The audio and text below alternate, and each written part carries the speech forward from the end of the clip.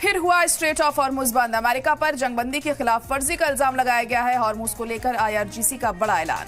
नाकेबंदी हटने पर बंद रहेगा हॉर्मुज, किसी भी मुल्क का जहाज गुजर नहीं सकेगा।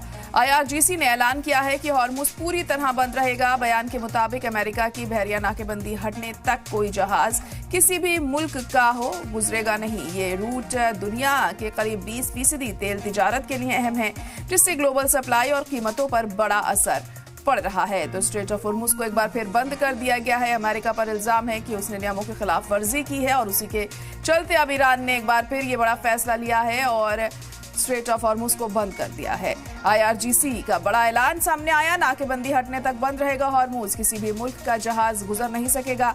आईआरजीसी ने ऐलान किया है कि हॉर्मुज पूरी तरह बंद रहेगा। बयान के मुताबिक अमेरिका की बहरिया नाकेबंदी हटने तक कोई जहाज किसी भी मुल्क का यहां से गुजर नहीं सकेगा।